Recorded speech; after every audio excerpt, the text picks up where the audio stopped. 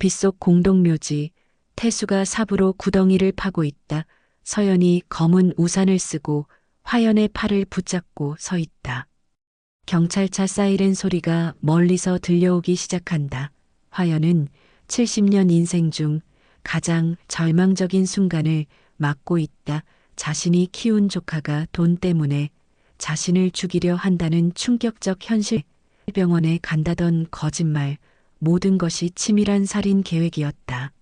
태수야, 내가 너를 어떻게 키웠는데, 너를 아들처럼 키우며 대학까지 보냈는데, 내가 아팠을 때 밤새 간병했던 것도 잊었니?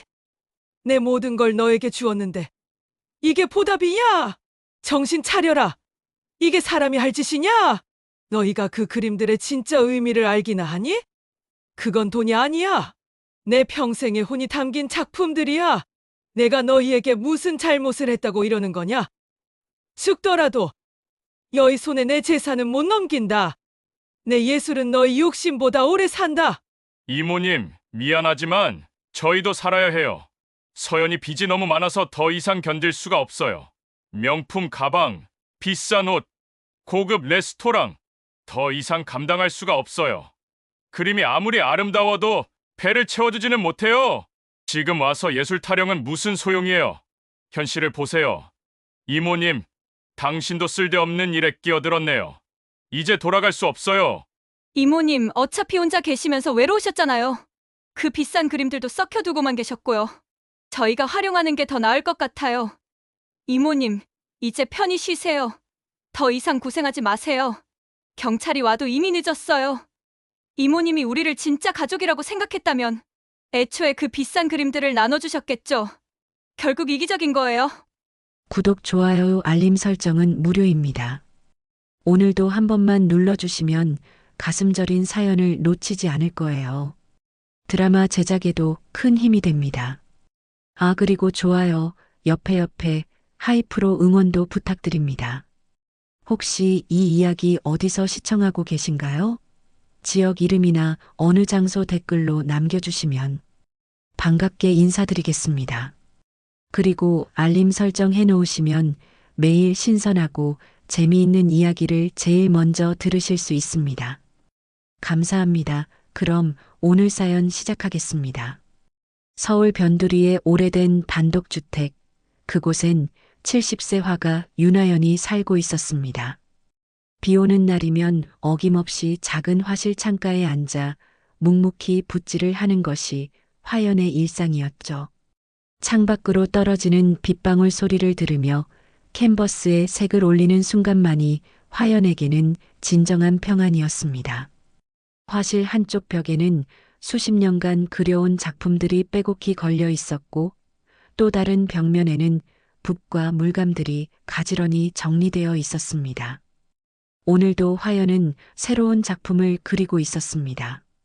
빗속의 풍경을 담은 그림이었죠. 화연은 젊은 시절부터 전통 민화를 현대적으로 재해석해온 화가였습니다. 20살 때부터 시작한 그림이 어느덧 50년의 세월을 흘러왔죠. 화려한 작품전이나 유명 갤러리 전시보다는 조용히 자신만의 세계를 그려내는 것을 좋아했습니다. 그래서 그녀의 그림은 일부 수집가들 사이에서만 알려져 있었지만 실제로는 수십억 대 가치를 지닌 작품들이 집안 곳곳에 숨겨져 있었습니다. 특히 다락방과 지하 창고에는 아직 세상에 공개되지 않은 걸작들이 보관되어 있었죠. 화연은 이 사실을 아무에게도 말하지 않았습니다. 심지어 가장 가까운 가족인 조카에게도 말입니다. 매일 아침 6시에 일어나 차 한 잔을 마시며 신문을 읽고 오전 9시부터는 화실에서 그림을 그렸습니다. 점심은 간단히 죽이나 국수로 때우고 오후에는 산책을 나갔다가 저녁에 다시 붓을 들었죠. 이런 규칙적인 생활이 화연에게는 큰 행복이었습니다. 특히 비 오는 날에는 창가에 앉아 빗소리를 들으며 그림 그리는 것이 가장 좋았습니다. 오늘도 그랬죠. 이모님, 오늘도 그림 그리고 계시네요. 조카 장태수가 아내 박서연과 함께 화실문을 조심스럽게 두드리며 들어왔습니다. 태수는 40 중반의 키 큰 남자로 평소에는 부동산 중개업을 하고 있었죠. 하지만 최근 몇 년간 사업이 잘 되지 않아 어려움을 겪고 있다는 소문을 들었습니다. 서연은 태수보다 5살 어린 여자로 항상 화려한 옷차림을 좋아했습니다. 명품 가방을 들고 다니며 사치스러운 생활을 하는 것으로 유명했죠. 화연은 붓을 내려놓고 돌아봤습니다. 태수야. 서연아. 웬일로 이렇게 함께 왔니? 화연의 목소리엔 반가움과 함께 미묘한 경계심이 섞여 있었습니다. 요즘 들어 태수 부부의 방문이 잦아졌는데 그때마다 뭔가 부자연스러운 느낌을 받았기 때문입니다. 태수는 어렸을 때부터 화연이 키워왔습니다.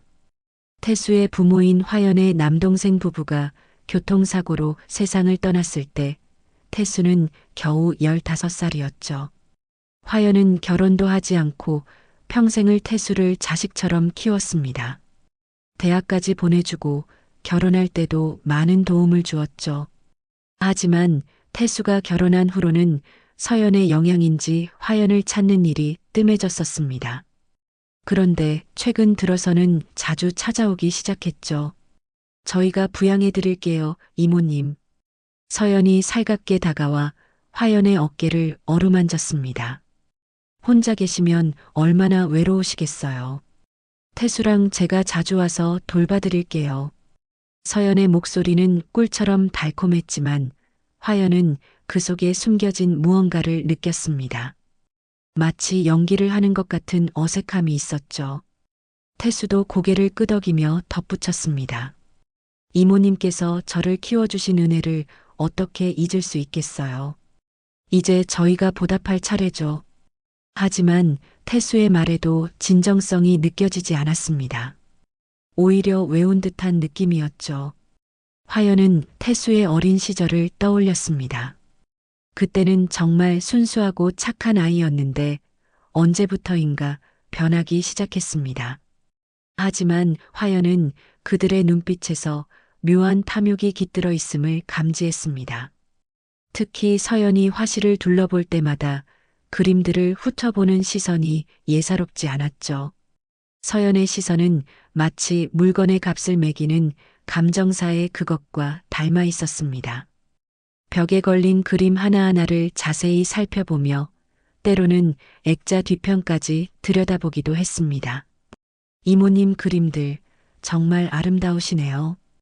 이런 작품들이 세상에 알려지면 얼마나 좋을까요? 서연의 말에 화연은 가슴 한편이 불편해졌습니다. 서연이 말하는 세상에 알려진다는 것이 단순히 예술적 가치를 인정받는다는 뜻이 아님을 직감했기 때문입니다. 그냥 취미로 그리는 거야. 별거 아니야. 화연은 일부러 대수롭지 않게 말했습니다. 하지만 태수가 벽에 걸린 작품 하나를 가리키며 말했죠. 이모님, 이 그림 정말 멋있어요. 혹시 값어치가 얼마나 될까요? 그 순간 화연의 눈빛이 차갑게 변했습니다. 태수야, 예술의 값을 매기는 건 아니지. 화연의 목소리에는 실망감이 묻어 있었습니다. 서연이 재빨리 분위기를 바꿨습니다. 아, 그런 뜻이 아니라 이모님 작품이 너무 훌륭해서 그런 거예요. 저희가 이모님을 모시고 살면서 이런 아름다운 작품들도 함께 지켜드리고 싶어서요. 서연은 능숙하게 말을 돌렸지만 화연은 그 진심이 의심스러웠습니다. 태수도 얼른 거들었습니다. 맞아요, 이모님. 저희가 이사와서 함께 살면 이모님도 덜 외로우시고 작품들도 더 안전하게 보관할 수 있을 거예요. 화연은 그들의 말을 들으며 마음 한편에 불안감이 스며드는 것을 느꼈습니다. 최근 들어 동네에서 홀로 사는 노인들을 노린 사기 사건들이 늘고 있다는 뉴스를 봤기 때문입니다. 설마 자신이 키운 조카가 그런 일을 하겠느냐마는 서연의 시선이 자꾸만 그림들에 머물러 있는 것이 신경 쓰였죠. 특히 서연이 액자 뒤편을 살펴보거나 그림의 크기를 재듯 훑어보는 모습이 이상했습니다. 비는 여전히 창밖에서 내리고 있었고 화실은 점점 더 차가워지고 있었습니다. 화연은 조카 부부를 바라보며 생각했습니다. 이들이 정말 나를 걱정해서 오는 걸까? 아니면 다른 목적이 있는 걸까? 태수의 어린 시절 모습이 눈에 아른거렸습니다. 그때는 그렇게 순수하고 착한 아이였는데 언제부터인가 눈빛이 변했습니다. 결혼 후 더욱 그랬죠. 고맙구나, 태수야, 서연아. 하지만 난 아직 혼자서도 잘 살 수 있어. 걱정은 말거라. 화연의 단호한 말에 태수 부부는 서로 눈빛을 주고받았습니다. 그 순간의 눈빛 교환을 화연은 놓치지 않았습니다. 마치 미리 짜고 온 것처럼 보였죠. 서연이 태수의 팔을 슬쩍 건드리는 것도 보였습니다. 뭔가 신호를 주고받는 것 같았습니다. 그리고 곧 작별 인사를 하며 집을 나섰습니다. 이모님, 자주 와서 안부 여쭐게요. 건강하세요. 태수의 말은 공손했지만 어딘가 공허했습니다. 서연도 이모님, 혹시 필요한 거 있으시면 언제든 연락하세요라고 했지만 진심이 느껴지지 않았죠. 화연은 그들이 떠난 후에도 마음이 편치 않았습니다. 창밖의 비소리만이 적막한 화실을 채우고 있었고 그녀는 벽에 걸린 자신의 작품들을 다시 한번 바라봤습니다. 수십 년간의 홍과 정성이 담긴 그림들이었죠. 혹시 이 작품들이 자신에게 위험을 가져다 주는 건 아닐까 하는 생각이 들었습니다. 화연은 창밖을 내다보며 깊은 한숨을 내쉬었습니다. 며칠이 지났지만 화연의 마음은 여전히 무거웠습니다. 태수 부부가 다녀간 후로 계속해서 불안한 기분이 들었죠. 평소 같으면 비 오는 날 그림 그리는 것만으로도 마음이 평온해졌는데 요즘은 그렇지 않았습니다. 붓을 들어도 집중이 되지 않았고 자꾸만 태수와 서연의 시선이 떠올랐습니다. 특히 서연이 그림들을 훑어보던 탐욕스러운 눈빛이 머리에서 떠나지 않았죠. 어느 흐린 오후 화연이 화실에서 새로운 작품에 몰두하고 있을 때였습니다. 현관문을 두드리는 소리가 들렸죠. 화연은 붓을 내려놓고 문을 열었습니다. 역시 태수였습니다. 하지만 이번에는 혼자 왔더군요. 이모님, 안녕하세요. 태수의 인사는 평소와 달리 어딘가 어색했습니다. 태수야, 혼자 왔구나. 서연이는? 화연이 묻자 태수는 잠깐 망설이는 듯 했습니다. 아, 서연이는 친정에 갔어요. 저 혼자 이모님께 말씀드리고 싶은 게 있어서 왔습니다. 태수의 목소리에는 평소에 없던 진중함이 묻어 있었죠. 화연은 태수를 거실로 안내하며 차를 끓여주었습니다. 무슨 일이니, 태수야? 화연이 차를 내놓으며 물었습니다. 태수는 한참 동안 찻잔을 돌리며 말을 꺼내지 못했습니다. 그러다가 천천히 입을 열었죠. 이모님, 솔직히 말씀드릴게요. 요즘 저희 부부가 경제적으로 많이 어려워요. 화연은 이미 짐작하고 있던 일이었지만 직접 듣는 순간 마음이 무거워졌습니다. 사업이 잘 안 되고 있다는 얘기는 들었는데 화연이 조심스럽게 말하자 태수는 고개를 숙였습니다. 네, 부동산 경기가 너무 안 좋아서 거의 반년째 계약 성사가 안 되고 있어요. 그런데 서연이가 사치에 너무 익숙해져 있어서 태수의 말이 꼬리를 물고 이어졌습니다. 명품 가방, 비싼 옷, 고급 레스토랑 식사 등 서연의 소비 패턴이 태수에게는 큰 부담이 되고 있었던 것이죠. 화연은 태수의 이야기를 들으며 복잡한 심경이었습니다. 한편으로는 자신이 키운 조카가 어려움에 처해 있다는 사실이 안타까웠지만 다른 한편으로는 그들이 며칠 전 보여준 탐욕스러운 시선이 떠올랐습니다. 그래서 어떻게 하고 싶은 거니? 화연이 신중하게 물었습니다. 태수는 한동안 망설이다가 드디어 본론을 꺼냈습니다. 이모님, 오래된 작품들 저희가 대신 경매에 내보내드릴까요? 그 말이 나오는 순간 화연의 등골에 찬 기운이 스쳤습니다. 결국 이런 이야기를 하러 온 것이었구나 싶었죠. 태수는 계속해서 말을 이었습니다. 요즘 미술품 시장이 많이 좋아졌다고 해요. 이모님 그림 실력이면 분명히 좋은 가격을 받을 수 있을 거예요. 화연은 찻잔을 천천히 내려놓으며 태수를 바라봤습니다. 태수야, 그 그림들은 단순히 돈으로 환산할 수 있는 것들이 아니야. 내 평생의 작품들이고 내 혼이 담긴 것들이란다. 화연의 목소리에는 단호함이 묻어 있었습니다. 하지만 태수는 쉽게 포기하지 않았죠. 이모님, 저도 그 마음 충분히 이해해요. 하지만 이모님도 이제 나이가 있으시잖아요. 혹시 무슨 일이 생기면 그 귀한 작품들이 제대로 관리가 될까요? 태수의 말에는 교묘한 협박이 섞여 있었습니다. 화연은 그것을 놓치지 않았죠. 무슨 일이 생긴다는 게 무슨 뜻이니? 태수는 당황한 듯 손사래를 쳤습니다. 아, 그런 뜻이 아니라 나이가 들면 건강도 나빠지고 혹시 치매 같은 것도 올 수 있잖아요. 그러면 작품 관리가 어려워질 텐데 미리 안전한 곳에 보관하거나 아니면 좋은 수집가에게 넘기는 게 작품을 위해서도 좋을 것 같아서요. 태수의 설명은 그럴듯해 보였지만 화연은 그 속에 숨겨진 진짜 의도를 꿰뚫어 보고 있었습니다.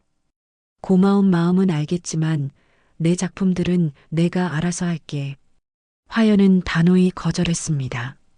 태수의 얼굴에 실망의 빛이 스쳤지만 곧 다른 방법을 시도했습니다. 그럼 몇 점만이라도 작은 작품들 중에서 몇 점만 팔아서 이모님 생활비라도 마련해 보시는 게 어떨까요? 요즘 물가도 많이 올랐는데 연금만으로는 부족하실 텐데요. 화연은 태수의 끈질김에 점점 짜증이 났습니다. 태수야, 난 아직 스스로 생활할 수 있어. 그리고 내 작품을 팔 생각은 전혀 없다고 했잖니. 화연의 목소리가 차가워졌습니다. 하지만 태수는 여전히 포기하지 않았죠. 이모님, 그럼 이렇게 해요. 작품을 파는 건 나중에 생각해 보시고 일단 감정이라도 받아보시면 어떨까요?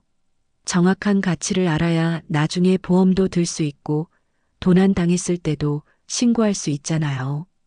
태수는 마지막 카드를 꺼내든 것 같았습니다. 감정을 받자는 제안은 얼핏 합리적으로 들렸죠. 하지만 화연은 여전히 의심스러웠습니다.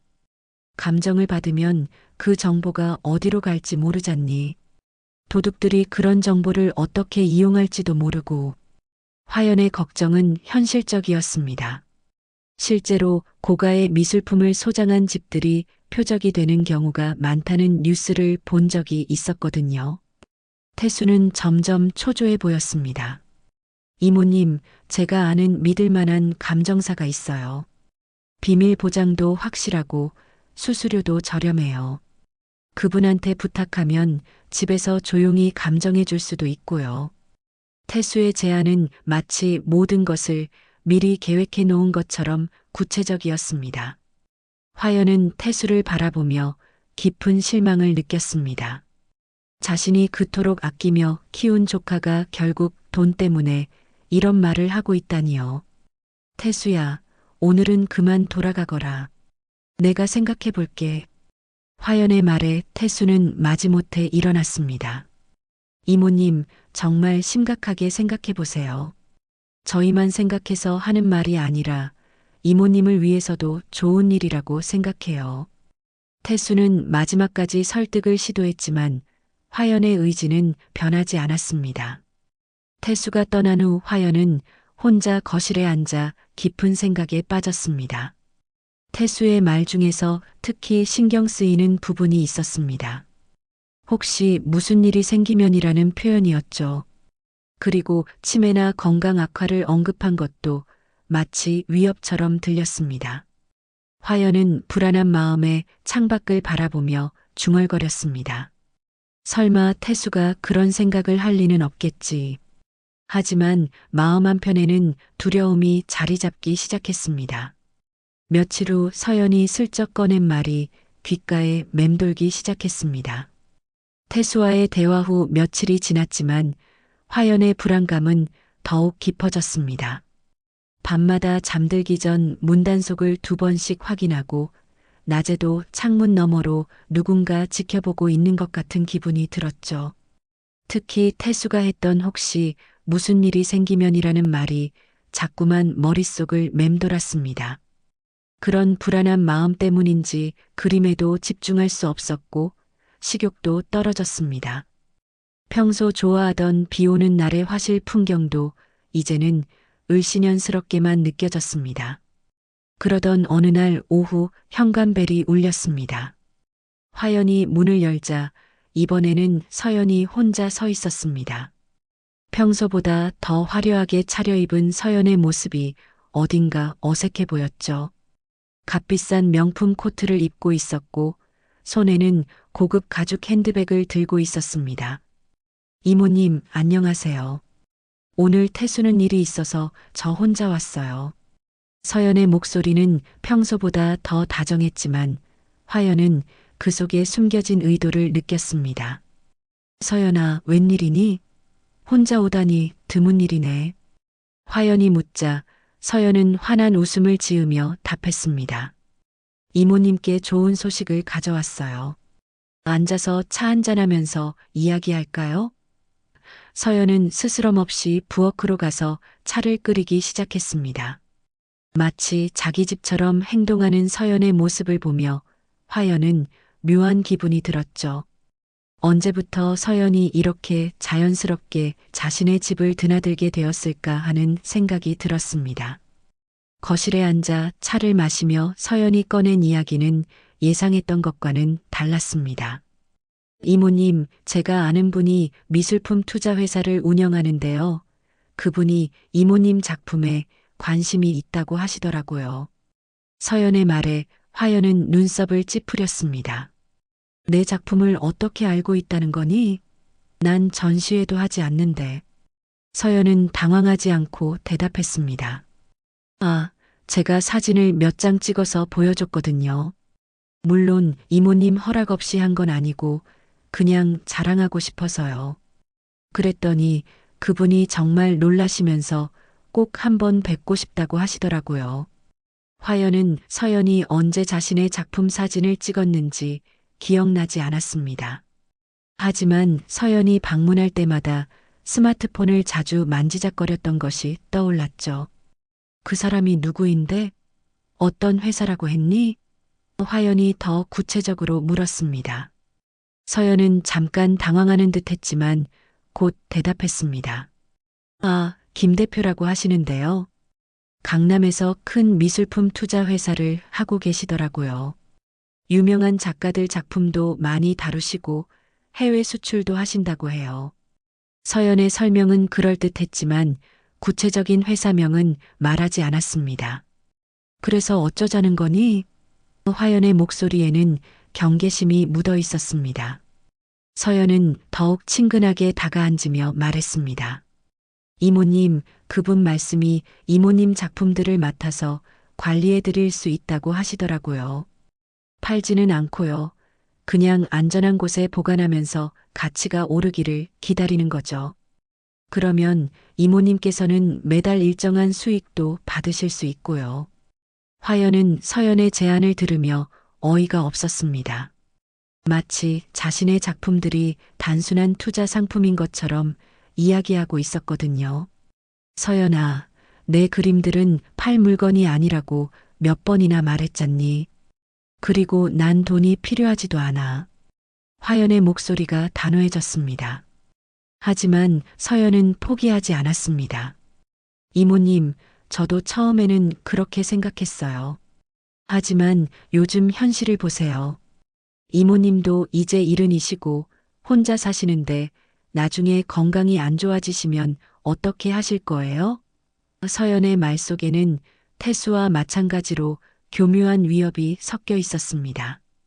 그리고 화연의 나이를 정확히 말하며 압박하고 있었죠. 무슨 소리니, 서연아? 난 아직 건강하다. 화연이 반문하자 서연은 더욱 구체적으로 말했습니다. 이모님, 솔직히 말씀드릴게요. 요즘 건강 안 좋으시면서 깜빡깜빡 하시는 것 같아요. 지난번에 저희가 왔을 때도 문을 열고 나서 저희가 누군지 한참 동안 못 알아보셨잖아요. 서연의 말에 화연은 당황했습니다. 그런 일이 있었나 싶어 기억을 더듬어 보았지만 확실하지 않았죠. 서연은 계속해서 말을 이었습니다. 그리고 며칠 전에는 가스불도 켜놓고 깜빡하신 적이 있으시잖아요. 저희가 와서 발견했는데 정말 위험했어요. 만약 저희가 안 왔다면 큰일 날 뻔했어요. 화연은 그런 일이 있었는지 전혀 기억이 나지 않았습니다. 하지만 서연이 그렇게 구체적으로 말하니 혹시 자신이 까먹은 건 아닌가 하는 의심이 들었죠. 정말 그런 일이 있었니? 난 전혀 기억이. 화연이 불안하게 묻자 서연은 안타까운 표정을 지었습니다. 이모님, 그러니까 저희가 걱정되는 거예요. 혹시 치매 초기 증상은 아닌지 병원에 한번 가보시는 게 좋을 것 같아요. 서연의 말에 화연의 가슴이 쿵 내려앉았습니다. 화연은 자신의 기억력에 대해 생각해 보았습니다. 요즘 들어 가끔 뭔가를 까먹는 일이 있었던 것은 사실이었죠. 어디에 뭘 놓았는지 못 찾는다거나 약속 시간을 헷갈리는 일 같은 것들 말입니다. 하지만 그것이 단순히 나이 때문인지 아니면 정말 치매 때문인지 확실하지 않았습니다. 서연의 말을 듣고 나니 더욱 불안해졌습니다. 이모님, 그래서 제가 제안 드리는 거예요. 서연이 화연의 불안한 표정을 보며 때를 놓치지 않고 말했습니다. 지금 미리 작품들을 안전한 곳에 맡겨두시면 나중에 이모님께서 혹시 판단력이 흐려지셔도 작품들은 안전하게 보호받을 수 있어요. 그리고 매달 나오는 수익으로 병원비나 간병비도 마련하실 수 있고요. 서연은 마치 모든 것을 계획한 듯 매끄럽게 말을 이어갔습니다. 그리고 이모님, 혹시 아시나요? 요즘 혼자 사는 어르신들 집에 도둑이 자주 드는데 특히 그림이나 골동품 같은 것들을 노린다고 해요. 이 동네도 안전하다고 할 수 없잖아요. 서연의 말에는 은근한 협박이 섞여 있었습니다. 화연은 서연의 말을 들으며 혼란스러웠습니다. 한편으로는 서연의 말이 현실적으로 들렸지만 다른 한편으로는 뭔가 함정에 빠지는 것 같은 기분이 들었죠. 서연아, 내가 좀 더 생각해 볼게. 오늘은 그만 가거라. 화연이 말하자 서연은 아쉬워하는 표정을 지었습니다. 이모님, 너무 오래 생각하지 마세요. 좋은 기회는 놓치면 다시 오지 않거든요. 그 김 대표님도 바쁘신 분이라 언제까지 기다려 주실지 모르겠어요. 서연의 말에는 은근한 압박이 들어 있었습니다. 그리고 마치 마지막 카드를 꺼내듯 말했습니다. 그리고 이모님, 요즘 건강 안 좋으시면서 유언장 같은 거 미리 써두셔야 해요. 서연이 슬쩍 꺼낸 말에 화연의 심장이 쿵 내려앉았습니다. 유언장? 화연이 놀라서 되물었습니다. 서연은 마치 아무렇지도 않은 듯 말했습니다. 네, 만약에 갑자기 무슨 일이 생기시면 작품들이 어떻게 될지 모르잖아요. 법적으로도 복잡해질 수 있고요. 미리 정리해 두시는 게 좋을 것 같아요. 저희가 도와드릴 수도 있고요. 화연은 서연의 말을 들으며 섬뜩함을 느꼈습니다. 마치 자신의 죽음을 기다리고 있는 것 같은 느낌이 들었거든요.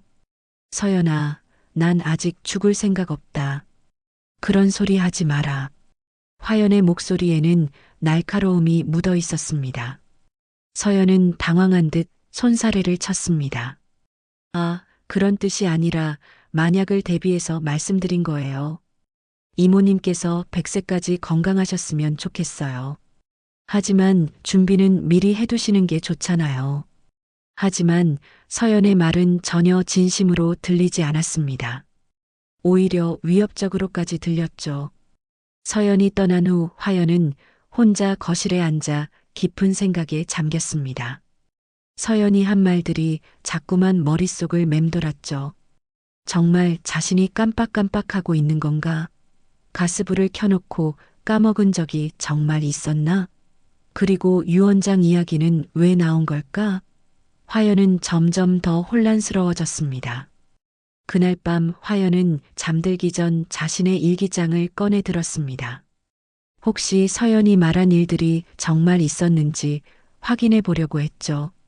하지만 일기에는 그런 내용이 전혀 없었습니다. 오히려 태수 부부가 방문했던 날들의 기록을 보니 뭔가 이상한 점들이 눈에 띄었습니다. 그들이 올 때마다 화실을 유심히 둘러보고 그림들에 대해 계속 물어봤다는 기록들이 있었죠. 화연은 불안한 마음에 일기장을 꼭 껴안고 잠자리에 들었습니다. 비가 폭우처럼 쏟아지던 그날 밤 화연은 화실에서 새로운 작품을 완성하고 있었습니다. 며칠 전 서연과의 대화 이후 마음이 복잡했지만 그림을 그릴 때만은 평온을 되찾을 수 있었죠. 오늘 그린 작품은 특별했습니다. 빗속의 공동묘지를 그린 그림이었는데 화연 자신도 왜 이런 그림을 그리게 되었는지 알 수 없었습니다. 그저 붓이 저절로 움직이는 대로 그렸을 뿐이었죠. 그림 속에는 빗방울이 떨어지는 어두운 묘지가 있고 그 가운데 하얀 무덤 하나가 서 있었습니다. 무덤 옆에는 오래된 나무 한 그루가 구불구불한 가지를 뻗고 있었는데 그 가지의 모양이 묘하게 지도 같기도 하고 암호 같기도 했습니다. 화연은 그림을 완성하고 나서야 자신이 무엇을 그렸는지 깨달았습니다. 마치 예감이라도 하듯 죽음의 이미지를 그려낸 것이었죠. 현관벨이 울린 것은 밤 9시가 넘어서였습니다. 이상했습니다. 평소 같으면 이런 늦은 시간에 찾아오는 사람이 없었거든요. 화연이 문을 열자 태수와 서연이 비에 젖은 채 서 있었습니다. 둘 다 평소와는 다른 심각한 표정을 하고 있었죠. 이모님, 죄송해요. 이렇게 늦은 시간에 찾아와서. 태수의 목소리에는 긴장감이 묻어 있었습니다. 이런 밤에 웬일이니? 비도 이렇게 많이 오는데. 화연이 의아해하며 묻자 서연이 급하게 대답했습니다. 이모님, 응급 상황이에요. 병원에 가셔야 해요. 서연의 말에 화연은 깜짝 놀랐습니다. 병원? 무슨 소리야? 난 아픈 데가 없는데. 태수가 심각한 표정으로 말했습니다. 이모님, 오늘 오후에 동네 이웃분이 전화하셨어요. 이모님이 정신을 잃고 쓰러져 계신다고 해서 급하게 달려왔는데 다행히 의식은 되찾으셨네요. 화연은 어리둥절했습니다. 자신은 하루 종일 화실에서 그림만 그렸을 뿐인데 언제 쓰러졌다는 건지 전혀 기억이 나지 않았거든요. 그런 일이 있었나? 난 전혀 기억이. 화연이 혼란스럽게 말하자 서연이 걱정스러운 표정을 지었습니다. 이모님, 그러니까 더 걱정되는 거예요. 기억을 못 하신다니. 혹시 뇌에 문제가 생긴 건 아닐까요? 서연의 말에 화연의 불안감이 더욱 커졌습니다. 태수도 거들었습니다. 이모님, 늦은 시간이지만 응급실에라도 가보시는 게 좋을 것 같아요. CT도 찍어보시고 정확한 검사를 받아보세요. 화연은 자신의 몸 상태를 살펴보았습니다. 어디 아픈 곳도 없고 머리도 맑았습니다. 하지만 태수 부부가 그렇게 심각하게 말하니 혹시 정말 자신에게 무슨 문제가 생긴 건 아닌가 하는 생각이 들었죠. 그런데 비가 이렇게 많이 오는데 괜찮겠니? 화연이 걱정스럽게 물었습니다. 창밖을 보니 정말 폭우가 쏟아지고 있었죠. 태수가 안심시키듯 말했습니다. 괜찮아요, 이모님. 제가 운전 조심히 할게요. 차도 준비해뒀고요. 화연은 망설였지만 결국 태수 부부의 권유에 따라 외투를 입고 나섰습니다. 차 안에서 화연은 계속 생각했습니다. 정말 자신이 쓰러졌었나? 어떤 이웃이 신고했다는 건가? 그런데 왜 기억이 전혀 나지 않을까? 혹시 정말 치매가 시작된 건 아닐까? 이런 생각들이 머릿속을 복잡하게 만들었습니다. 밖에서는 빗소리가 세차게 들렸고 차창에는 빗방울이 끊임없이 흘러내렸습니다. 그런데 차가 병원 쪽이 아닌 다른 방향으로 가고 있는 것 같았습니다. 화연이 의아해하며 앞을 보니 길이 잘 보이지 않았습니다. 비와 어둠 때문에 주변 풍경을 제대로 파악할 수 없었죠. 태수야, 우리 어디로 가고 있는 거니? 병원이 이쪽이었나? 화연이 불안하게 물었습니다. 태수는 운전대를 꽉 잡으며 대답했습니다. 이모님, 평소 가시던 병원은 응급실이 없어서 좀 더 큰 병원으로 가는 거예요. 조금 멀어도 제대로 된 검사를 받으셔야죠. 태수의 설명은 그럴듯했지만 화연은 왠지 불안했습니다. 차는 계속해서 시내에서 멀어져 가고 있었거든요. 서연이 뒤에서 화연을 달래듯 말했습니다. 이모님, 걱정 마세요. 좋은 병원 아는 곳이 있어서 거기로 가는 거예요. 선생님도 유명하시고 응급 상황의 전문이시래요. 하지만 서연의 목소리에는 평소의 다정함보다는 다른 무언가가 섞여 있었습니다. 차는 점점 더 외곽으로 향하고 있었습니다. 주변에는 가로등도 드물었고 건물들도 점점 줄어들었죠. 화연은 창밖을 바라보며 불안감을 느꼈습니다. 이런 곳에 병원이 있을 리 없었거든요. 태수야, 정말 이쪽이 맞는 거니? 너무 외진 곳 같은데. 화연의 목소리에 불안이 묻어났습니다. 태수는 잠깐 룸미러로 화연을 바라봤습니다. 그 순간 화연은 태수의 눈빛에서 이상한 것을 감지했습니다. 평소의 따뜻한 눈빛이 아니라 차갑고 계산적인 무언가가 있었죠. 태수야, 우리 어디 가는 거냐? 화연의 목소리가 떨리기 시작했습니다. 이모님, 걱정 마세요. 다 좋은 데 가는 겁니다. 태수의 대답은 모호했습니다. 그리고 그의 입꼬리에 미묘한 웃음이 번졌습니다. 화연은 그제야 뭔가 잘못되었다는 것을 깨달았습니다. 이들이 자신을 병원에 데려가는 것이 아니라는 걸 말입니다. 서연도 뒤에서 말했습니다. 이모님, 이제 편히 쉬셔도 돼요. 더 이상 걱정할 필요 없어요. 서연의 말에는 이상한 여운이 있었습니다. 마치 위로가 아니라 다른 의미인 것 같았죠. 화연의 심장이 빠르게 뛰기 시작했습니다. 차는 계속해서 어둠 속을 달렸습니다. 비는 더욱 세게 내렸고 차창 밖으로는 아무것도 보이지 않았습니다. 화연은 자신이 위험한 상황에 처해 있다는 것을 직감했습니다. 하지만 이미 늦었습니다. 차는 어두운 길을 따라 계속 달리고 있었고 주변에는 도움을 요청할 곳도 없었죠. 태수야, 제발 솔직히 말해다오. 우리 정말 어디 가는 거냐? 화연이 간절히 물었지만 태수는 대답하지 않았습니다. 다만 운전대를 더 꽉 잡을 뿐이었죠. 서연도 침묵을 지켰습니다. 차 안에는 빗소리와 엔진 소리만이 울려 퍼졌습니다. 화연은 그제야 모든 것을 깨달았습니다. 태수 부부가 자신의 그림을 노리고 있었다는 것, 그리고 자신을 없애려 한다는 것을 말입니다. 쓰러졌다는 것도 거짓말이었고 병원에 간다는 것도 거짓말이었습니다. 그들의 진짜 목적은 따로 있었던 것이죠. 차가 드디어 멈춘 곳은 외곽의 공동묘지 입구였습니다. 어둠 속에서 묘비들의 실루엣이 음산하게 보였습니다. 화연은 오늘 자신이 그린 그림이 떠올랐습니다. 빗속의 공동묘지, 마치 예감이었던 것 같았습니다. 태수가 차에서 내려 트렁크를 열고 있었고 서연은 검은 우산을 펼치며 미소를 지었습니다. 이모님, 이제 편히 쉬세요. 서연의 말이 빗소리에 섞여 화연의 귓가에 차갑게 들렸습니다. 공동묘지 입구에서 차가 멈췄을 때 화연의 온몸에 소름이 돋았습니다. 빗속에서 태수는 무심히 트렁크에서 삽을 꺼내 들었고 서연은 검은 우산을 쓰고 서 있었습니다. 그들의 얼굴에는 평소의 친근함 대신 차가운 결의가 서려 있었죠. 화연은 그제야 모든 것을 깨달았습니다.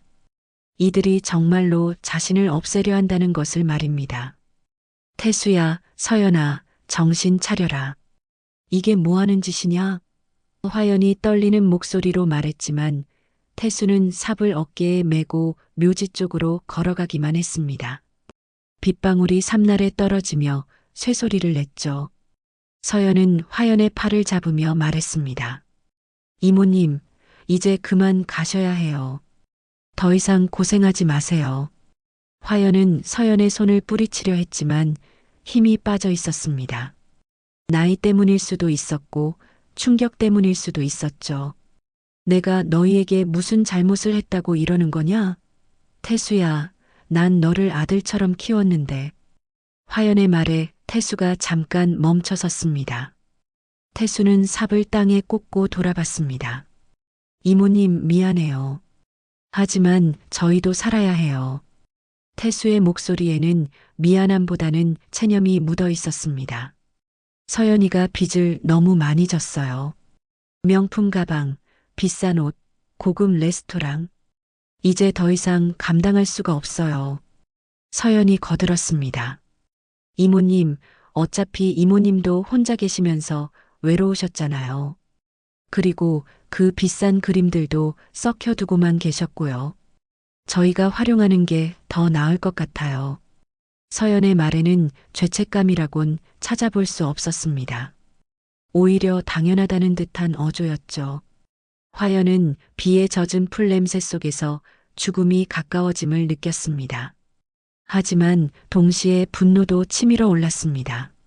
자신이 그토록 사랑했던 조카가 결국 돈 때문에 자신을 배신한 것에 대한 분노였죠. 너희가 그 그림들의 진짜 가치를 알기나 하냐? 그건 단순히 돈으로 환산할 수 있는 게 아니야. 태수가 비웃듯 말했습니다. 이모님, 지금 와서 예술 타령이에요? 현실을 보세요. 그림이 아무리 아름다워도 배를 채워주지는 못해요. 태수는 다시 삽을 들고 땅을 파기 시작했습니다. 젖은 흙이 첨벙첨벙 소리를 내며 파져나갔죠. 서연은 화연을 붙잡고 있으면서도 계속 말했습니다. 이모님, 사실 저희가 며칠 전부터 준비했어요. 이모님 집에 있는 그림들 목록도 다 파악했고 어떤 것들이 가치가 있는지도 알아봤어요. 그런데 이모님이 계속 거부하시니까 화연은 그들의 치밀한 계획에 소름이 돋았습니다. 그럼 내가 건망증이 심해졌다는 것도 가스불을 켜놓고 까먹었다는 것도 모두 거짓말이었구나. 화연의 말에 서연이 씩 웃었습니다. 물론이죠. 이모님 정신은 아주 멀쩡하세요. 그래서 더 문제였던 거예요. 바로 그때 멀리서 경광등 불빛이 번쩍였습니다. 순찰 중인 경찰차가 묘지 근처를 지나가고 있었던 것입니다. 태수 부부는 순간 얼어붙었습니다. 경찰차의 헤드라이트가 묘지 입구를 비추며 천천히 다가오고 있었죠. 어떻게 하지? 서연이 당황스럽게 속삭였습니다. 태수는 재빨리 삽을 숨기고 화연에게 다가왔습니다. 이모님, 입 다물고 계세요. 한마디라도 잘못하시면. 태수의 목소리에는 위협이 섞여 있었습니다. 경찰차가 멈추고 경찰관 한 명이 내려왔습니다. 여기서 뭐 하세요? 이런 밤에 묘지에 웬일이에요? 경찰관은 손전등을 켜며 이들에게 다가왔습니다. 빗속에서도 상황이 이상하다는 것을 느꼈던 것 같았죠. 태수는 침착하게 대답했습니다. 아, 저희 할머니 묘소인데요. 태풍 때문에 묘비가 기울어져서 확인하러 왔습니다. 태수의 거짓말은 그럴듯했습니다. 실제로 이런 날씨에는 묘지 관리를 위해 찾아오는 사람들이 있으니까요. 경찰관은 화연을 바라보며 물었습니다. 할머니, 괜찮으세요? 많이 젖으셨는데. 화연은 그 순간 태수의 날카로운 시선을 느꼈습니다. 잘못 말하면 어떤 일이 벌어질지 모른다는 경고의 눈빛이었죠. 화연은 잠깐 망설였습니다. 지금 진실을 말하면 구조받을 수 있을 것입니다. 하지만 태수가 어떤 짓을 할지 몰랐습니다. 그리고 경찰관이 혼자였기 때문에 태수와 서연을 상대하기 어려울 수도 있었죠. 화연은 결국 고개를 끄덕였습니다. 네, 괜찮습니다. 경찰관은 의심스러운 눈빛으로 이들을 바라봤습니다. 이런 폭우에 묘지 정리를 하세요? 위험하지 않나요? 태수가 대답했습니다. 네, 내일까지 비가 계속 온다고 해서 오늘 서둘러 왔습니다. 묘비가 완전히 넘어질까봐 걱정돼서요. 경찰관은 한동안 이들을 살펴보더니 말했습니다. 그래도 너무 위험하니까 빨리 마치시고 들어가세요. 이런 날씨에는 산사태 위험도 있거든요. 그리고 다시 차에 타고 천천히 사라졌습니다. 화연은 그 경광등이 사라지는 것을 보며 절망했습니다. 경찰이 완전히 사라지자 태수의 얼굴이 다시 차가워졌습니다. 이모님 잘하셨어요. 만약 이상한 소리라도 했다면. 태수는 말을 끝까지 하지 않았지만 화연은 그 의미를 알 수 있었습니다. 서연도 안도의 숨을 내쉬며 말했습니다. 휴, 깜짝 놀랐네요. 이제 빨리 끝내야겠어요. 서연의 말에 태수는 다시 삽을 들었습니다. 구덩이는 이미 어느 정도 파져 있었습니다. 화연은 그 순간 깨달았습니다. 경찰이 온 것이 오히려 기회였다는 것을 말입니다. 태수 부부가 방심하고 있는 지금이 마지막 기회일 수도 있었죠. 화연은 조용히 주변을 살펴봤습니다. 어둠 속에서 도망칠 수 있는 길을 찾고 있었습니다. 하지만 나이가 많은 화연이 젊은 태수와 서연을 따돌리고 도망가기는 어려웠습니다. 게다가 이런 폭우 속에서는 더욱 위험했죠. 화연은 다른 방법을 생각해야 했습니다. 그리고 그때 오늘 완성한 그림이 떠올랐습니다. 화연은 그림에 숨겨둔 비밀을 생각했습니다.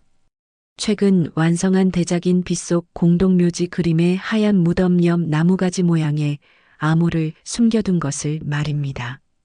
그것은 자신이 모아온 작품들의 은닉처와 태수 부부의 불법 행위를 증명할 수 있는 코드였습니다.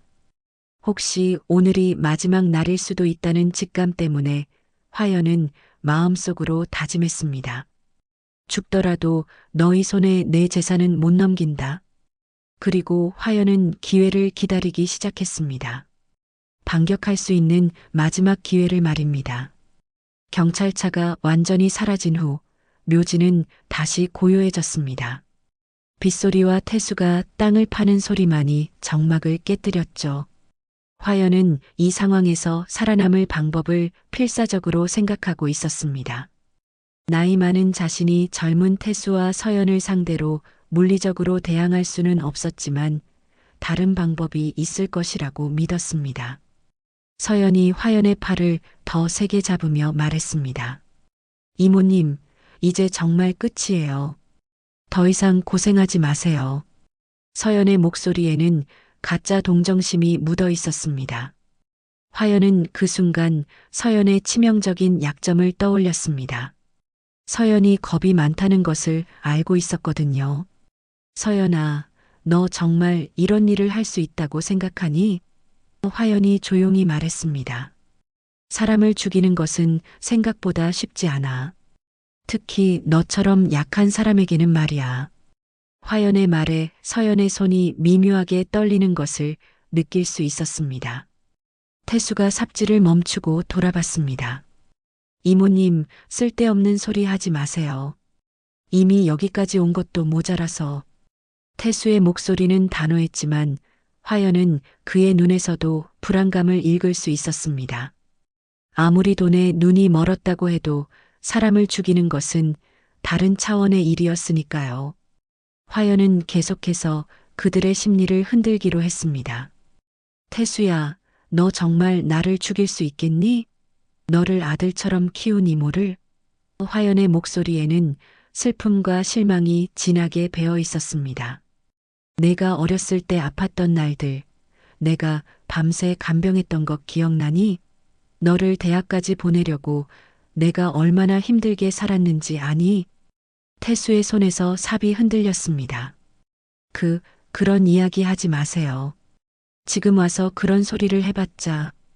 태수의 목소리가 떨리고 있었습니다. 어릴 적 추억들이 떠오르고 있었던 것 같았죠. 서연이 재빨리 개입했습니다. 여보, 흔들리지 마. 이제 와서 그런 소리 들으면 안 돼. 서연은 태수가 마음이 약해지는 것을 막으려 했습니다. 이모님이 우리를 진짜 가족이라고 생각했다면 애초에 그 비싼 그림들을 나눠주셨겠죠. 결국 이기적인 거예요. 화연은 서연의 말에 씁쓸하게 웃었습니다. 서연아, 내가 그렇게 원했던 그림들 말이야. 사실 그것들만이 전부가 아니야. 화연의 말에 서연이 귀를 기울였습니다. 무슨 소리예요? 내가 정말 값진 작품들은 따로 숨겨뒀어. 너희가 본 것들은 그저 일부에 불과하다고. 화연의 말에 태수와 서연이 동시에 놀랐습니다. 태수가 다급히 물었습니다. 어디에 숨겨뒀어요? 진짜 비싼 그림들이 더 있다고요? 화연은 그들의 탐욕스러운 반응을 보며 작은 희망을 품었습니다. 그래, 정말 값진 것들은 안전한 곳에 보관해뒀어. 하지만 나 없이는 절대 찾을 수 없을 거야. 화연의 말에 서연이 흥분했습니다. 어디요? 빨리 말해요. 죽어가는 사람한테 그걸 왜 물어보니? 화연이 비웃듯 말했습니다. 나를 죽이고 나면 영원히 모르게 될 텐데. 이 말에 태수와 서연이 서로 눈빛을 주고받았습니다. 그들은 딜레마에 빠진 것 같았죠. 태수가 조심스럽게 물었습니다. 그럼 그 그림들이 어디 있는지 알려주시면? 화연은 고개를 저었습니다. 내가 왜 너희에게 알려줘야 하니? 어차피 나를 죽일 건데. 화연의 말에 서연이 초조해했습니다. 이모님, 만약에 그 그림들의 위치를 알려주시면 생각해 볼 수도 있어요. 서연이 조심스럽게 제안했습니다. 하지만 화연은 그들을 믿을 수 없었습니다. 너희 말을 어떻게 믿니? 알려주고 나면 결국 나를 죽일 거 아니야. 그 순간 또 다른 차 소리가 들렸습니다. 이번에는 경찰차가 아니라 일반 승용차였습니다. 차에서 내린 사람은 중년 남성이었는데 손전등을 들고 이쪽으로 걸어오고 있었죠. 여기 누구 있어요? 이상한 소리가 들려서. 태수와 서연은 또다시 당황했습니다. 태수가 재빨리 삽을 숨기고 그 남성에게 다가갔습니다. 아, 안녕하세요. 저희 할머니 묘 정리하러 온 가족입니다. 태수는 또다시 같은 거짓말을 했습니다. 그런데 그 남성은 쉽게 속아 넘어가지 않았습니다. 이런 폭우에 묘지 정리를요? 그리고 할머니께서 많이 떨고 계시는데 괜찮으세요? 남성이 화연을 향해 손전등을 비췄습니다. 화연의 얼굴에는 공포와 절망이 역력했죠. 화연은 이번에야말로 진짜 기회라고 생각했습니다. 이 사람 좀 도와주세요. 화연이 갑자기 소리쳤습니다. 이 사람들이 나를 죽이려고. 하지만 말을 끝까지 하기도 전에 서연이 화연의 입을 막았습니다. 할머니, 또 헛소리 하시네요. 서연이 당황하며 둘러댔습니다. 요즘 치매가 심하셔서 이상한 말씀을 자주 하세요. 하지만 그 남성은 상황이 이상하다는 것을 눈치챘습니다. 잠깐요, 뭔가 이상한데요. 경찰을 불러야겠어요. 남성이 휴대폰을 꺼내려 하자 태수가 다급해졌습니다. 아니에요. 정말 아무것도 아니에요. 태수가 그 남성을 막으려 했지만 남성은 이미 112에 전화를 걸고 있었습니다. 서연이 화연에게 속삭였습니다. 이모님, 이상한 소리 하시면 안 돼요. 저 사람까지 위험해질 수 있어요. 서연의 말에는 위협이 섞여 있었습니다. 화연은 그 남성까지 위험에 빠뜨릴 수 없다는 생각에 망설였습니다. 하지만 그 남성은 이미 경찰에 신고를 마친 상태였습니다. 네, 공동묘지에서 이상한 일이 벌어지고 있어요. 할머니 한 분이 도움을 요청하고 계세요. 남성의 신고에 태수와 서연의 얼굴이 창백해졌습니다. 태수가 남성에게 다가가며 말했습니다. 정말 오해예요. 저희 할머니가 치매가 있으셔서. 하지만 남성은 태수를 경계하며 뒤로 물러섰습니다. 가까이 오지 마세요. 경찰이 올 때까지 기다리겠어요. 화연은 이 상황을 이용해 진실을 말할 기회를 엿보고 있었습니다. 하지만 태수와 서연이 자신을 철저히 감시하고 있었죠. 특히 서연은 화연의 입 근처에 손을 대고 있어서 소리를 지르기도 어려웠습니다. 멀리서 사이렌 소리가 들리기 시작했습니다. 경찰이 오고 있었던 것입니다. 태수와 서연은 점점 더 초조해졌습니다. 이대로 있다가는 모든 계획이 수포로 돌아갈 것 같았거든요. 서연이 태수에게 눈빛으로 신호를 보냈습니다. 뭔가를 결정한 것 같았죠.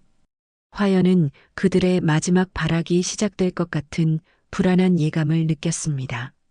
사이렌 소리는 점점 가까워지고 있었습니다.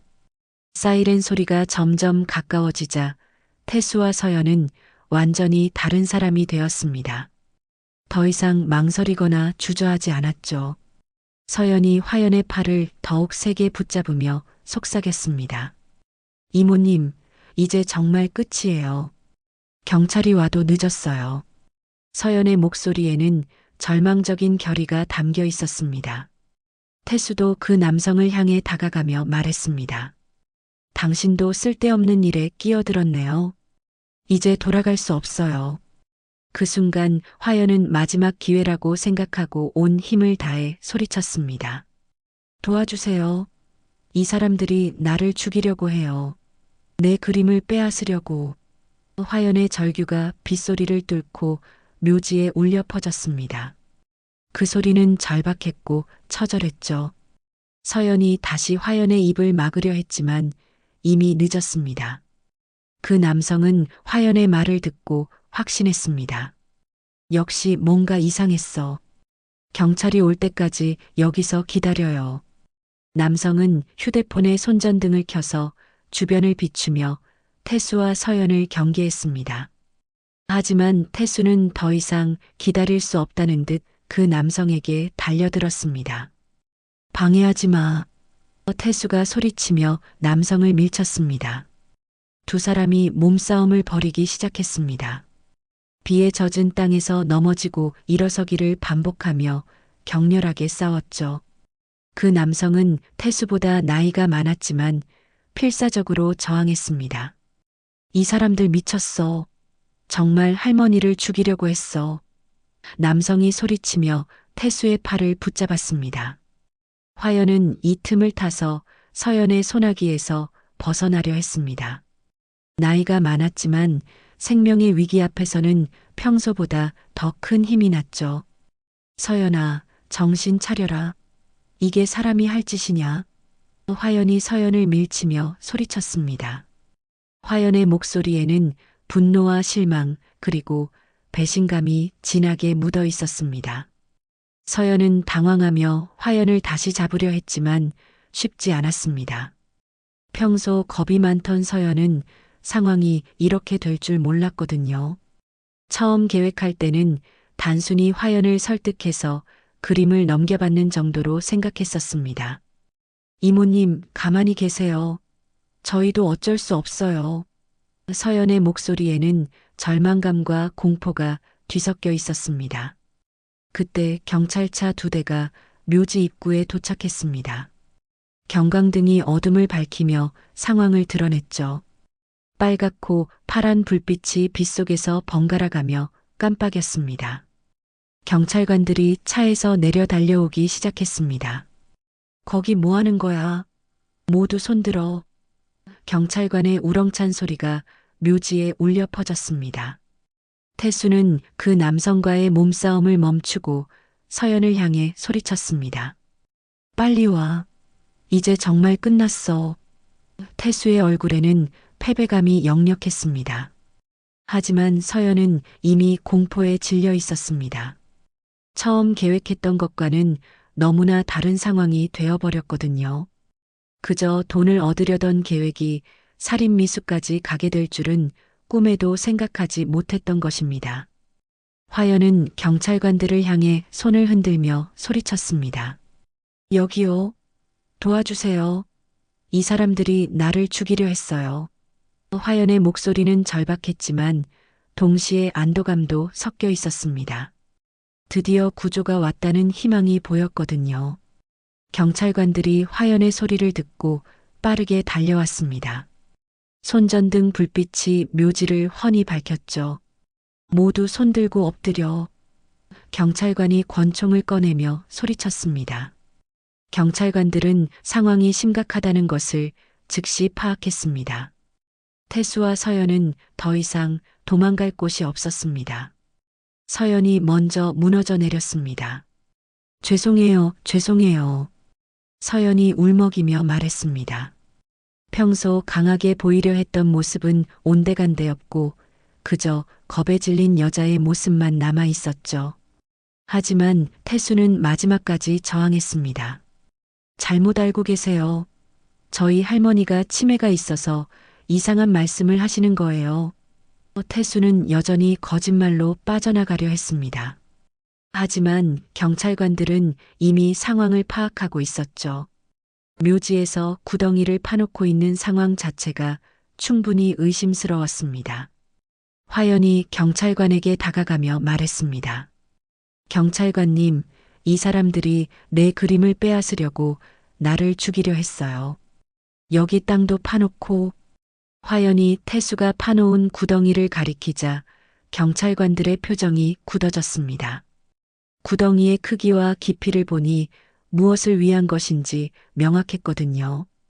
경찰관이 구덩이를 손전등으로 비추며 물었습니다. 이게 뭡니까? 왜 이런 걸 파놨죠? 경찰관의 목소리는 차가웠습니다. 태수는 더 이상 변명할 수 없었습니다. 증거가 너무나 명확했거든요. 저는 태수의 목소리가 떨렸습니다. 그동안 자신이 얼마나 끔찍한 일을 하려 했는지 이제야 실감하는 것 같았습니다. 그 남성이 경찰관에게 상황을 자세히 설명했습니다. 제가 신고한 사람입니다. 이상한 소리가 들려서 와봤더니 할머니께서 도움을 요청하시길래 이상해서 신고했어요.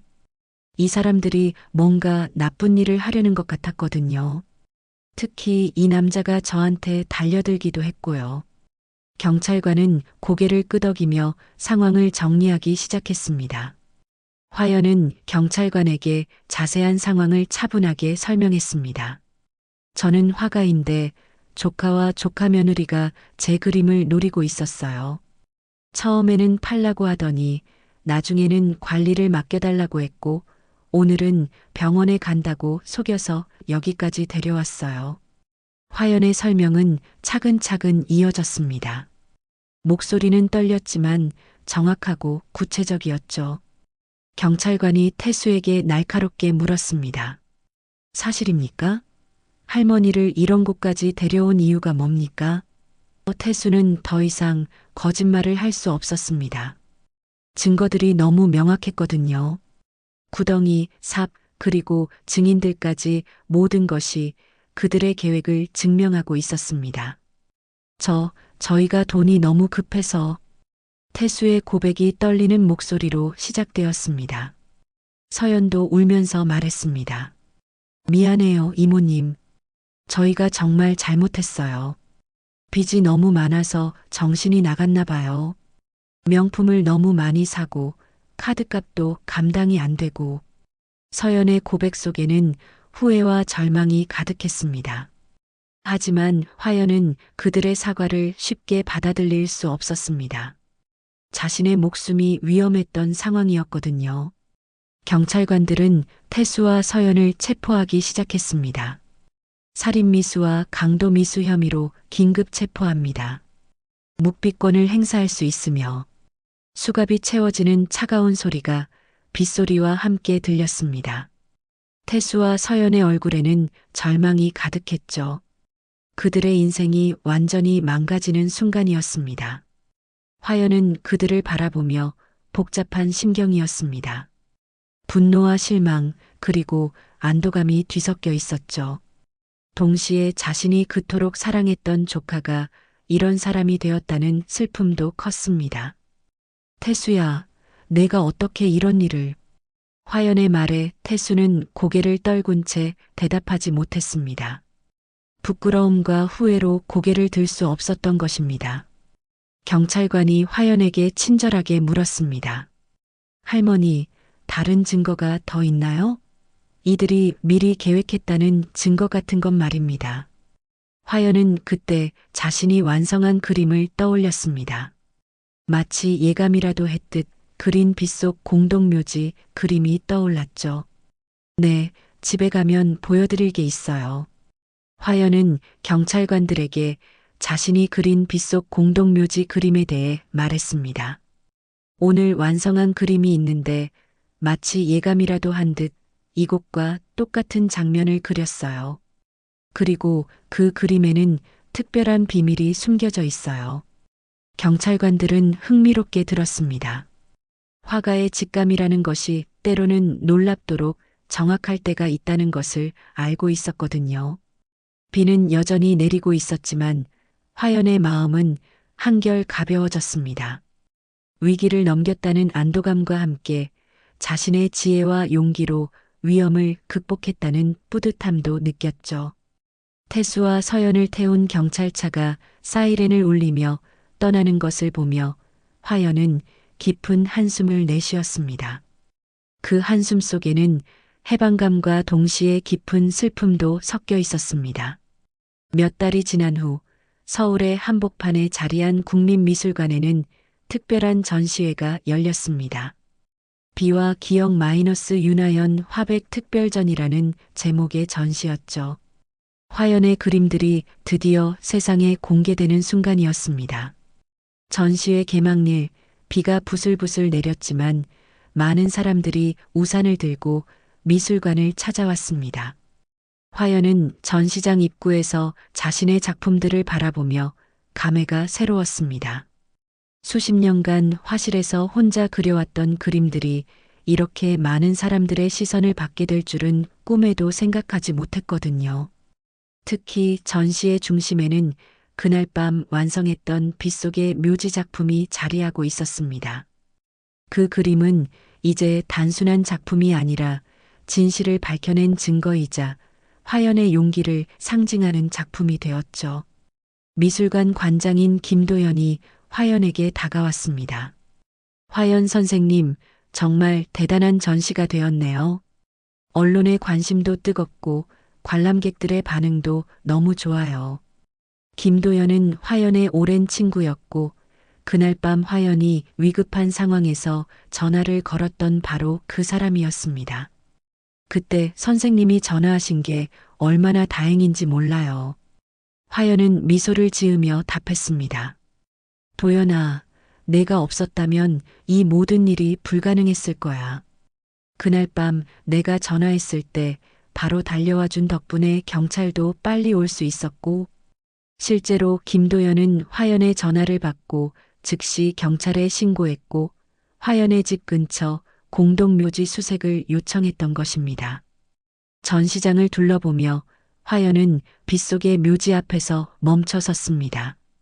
그림 속 나무가지에 암호적 의미가 적힌 해설판이 작품 옆에 설치되어 있었죠. 이 작품의 나무가지 패턴은 작가가 자신의 진정한 작품 보관 장소를 암호화한 것으로 동시에 자신을 위협하는 상황에 대한 예술적 대응이었습니다. 관람객들이 해설을 읽으며 감탄하고 있었습니다. 한 젊은 여성이 화연에게 다가와 말했습니다. 선생님, 정말 대단해요. 어떻게 이런 상황을 예감하고 미리 그림으로 남기셨어요? 화연은 잠깐 생각해보고 답했습니다.